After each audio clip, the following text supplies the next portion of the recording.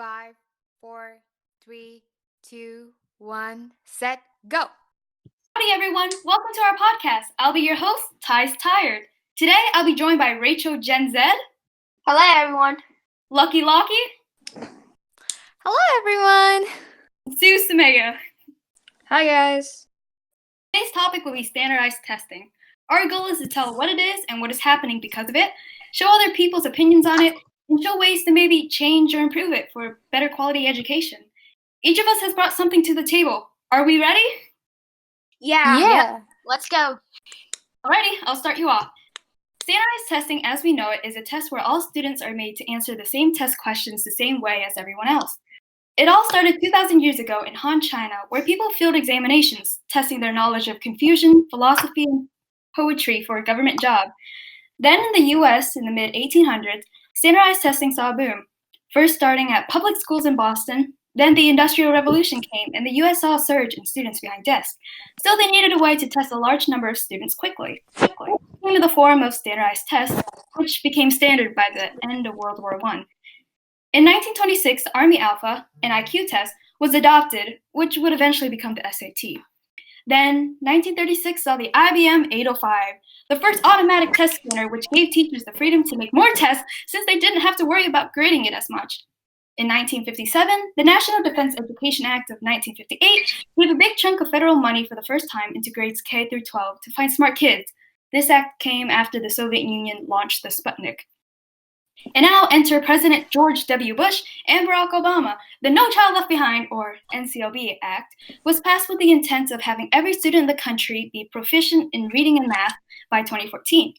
This meant the creation of an actability system, which led to the government giving money to make tests. After NCLB, the usage of standardized testing skyrocketed. Money spent on standardized tests rose 160% in 2008 compared to the previous 19.22%. The act had resulted in the U.S. ranking in 10th place compared to ranking 19th place in 1999. However, even though the score went up, 4th and 5th graders are shown not to be even 50% in proficiency. Later on, President Obama would then propose an overhaul of the NCLB Act and later on pass the Every Student Succeeds Act that encouraged states to figure out a way to stop over-testing, but still kept testing. Even though the act was passed, it seems like the damage has already been done. Standardized testing is now a multi-billion-dollar industry. SATs are now one of the largest determining factors in the college admission process. According to psychologists, high school students currently possess the same anxiety as a psychopath in the 1950s, and kids are being made to take exams before they even have college in mind. Now, on the topic of the mind, Want a break from the ads? If you tap now to watch a short video, you'll receive 30 minutes of ad-free music. It's fake, don't do it. Did you know this only gives you about 15 minutes of ad-free music? Anyways, that is neither here nor there. Back to the podcast. pass you on to Samaya. Thanks, Ty. And now we'll talk about the impact standardized testing has on students. A Council of the Great City Schools study said that the average student takes approximately 112 standardized tests by the time they graduate high school, with standardized testing taking up to 2.3% of classroom time for an average 8th grade student. From an article by Holland Forsyth on crosssabers.org, a survey from 2015 reported that 76% of psychologists from New York's more than 600 school districts claimed that state tests caused more anxiety than local tests. 80% of students opted out of taking standardized tests in New York the same year. Stress is a big part of the reason why people don't like standardized testing.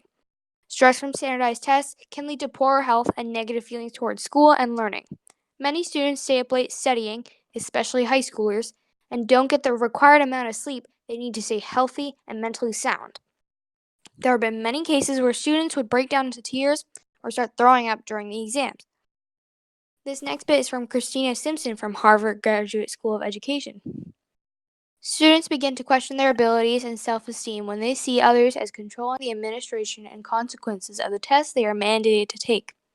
While some tests do have direct consequences for students often still perceive the tests as high stakes and stressful because they understand that there may be consequences.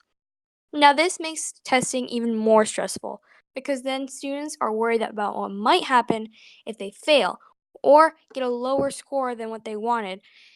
the grade starts to matter more than fully understanding the material or benefiting off of that. So now we know some of the effects of standardized testing on us students. But here's some evidence of this happening in the real world. Now it's Rachel's turn. Thank you, Sumaya. And indeed, there have been events that happen in the real world that has connection to standardized testing. While looking through the internet, we found a study in South China Morning Post that stated 79 suicides found last year. 93% happened following arguments between the students and their teachers, or after the students experienced heavy pressure with their studies. Official stats on youth suicides are hard to obtain, but a health ministry journal said that about 500 primary and middle school students kill themselves every year. Another event that was reported on HuffPost.com talked about a 9-year-old Florida boy who tried to hang himself after he had taken a summer remediation course and a retest, but still failed by 1 point. He was silent, alone in his room for a long time.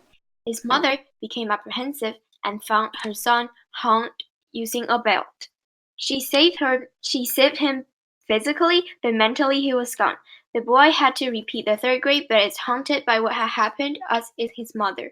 According to some data, the suicide rate for 5 to 14 years old jumped by 39.5% from 2000 to 2013. The rate for 15 to 24-year-olds, which was already 818% higher than for younger children, also increased during the same time period by 18.9%. That's more than 5,000 children and rising each year taking their own lives. Lastly, on BBC.com, we have found data that stated that over the past 10 years, the rate of suicides have increased in Korea because of the stress that comes with trying to get good exam results and get in a university for a job and to not be unemployed. Korean children are growing up alone because of their need to be always be studying and the lack of close family structures. Being so isolated from everyone else can cause depression and result to being a major factor in suicide. Of course, Koreans aren't the only one experiencing this. Kids all over the world probably experience the same feeling of messing up will certainly result in killing every chance I have of a good life. With all the news covered, I will give the stage to Lucky to see what others are saying about standardized testing and what they think should be done. Thank you, Rachel. As she said, in recent days, I've interviewed a few people who all gave their own view of things. First, I interviewed Ashanti. She said she thinks standardized testing shouldn't be a mandatory, like if you have a passing grade in class, then you won't have to take the test. But if you choose to do something like a D, you can choose to take the test to improve your total grade. Also, she thinks having too many tests at the same time will make students stressed.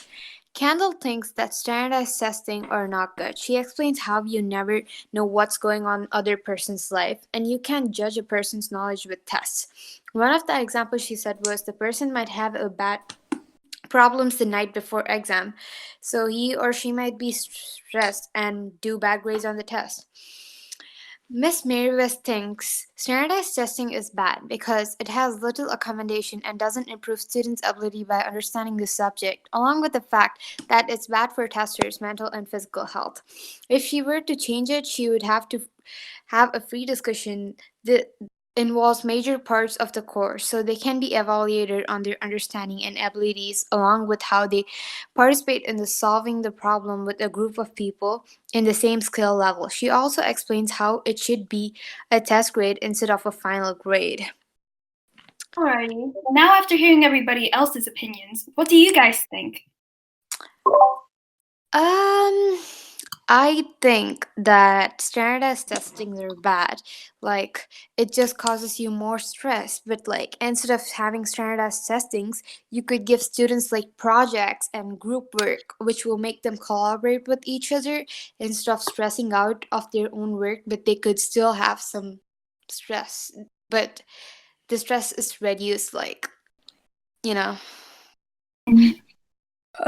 Maybe like something like a folder full of all the work they've done throughout the school year.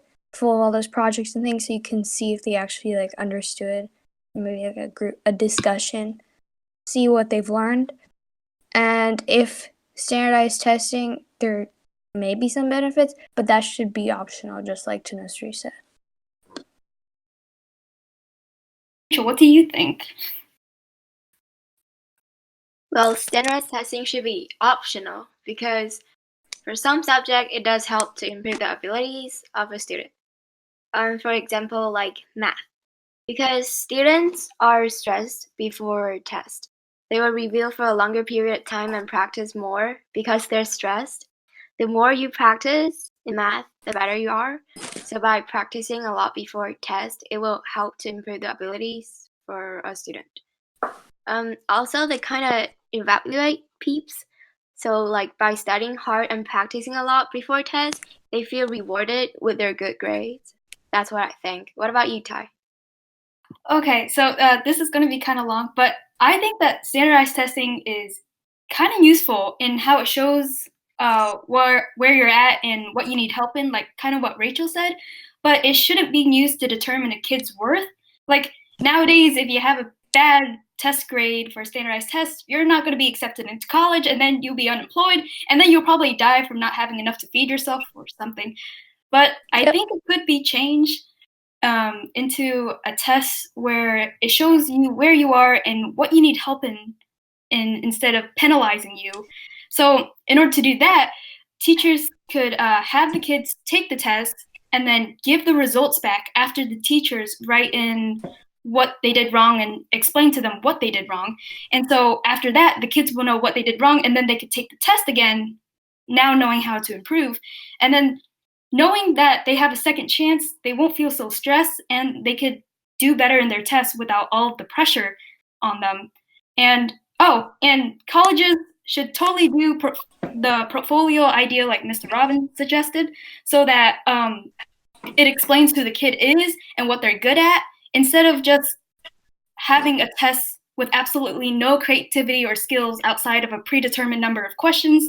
And since the test isn't the end all of the school year, the kids feel more determined to put work in class and have a consistent and impressive portfolio to show colleges. And goodness golly, that was a lot. I'm sorry. We hope you were able to take something away from this podcast. Yeah. Bye-bye. Bye. Bye.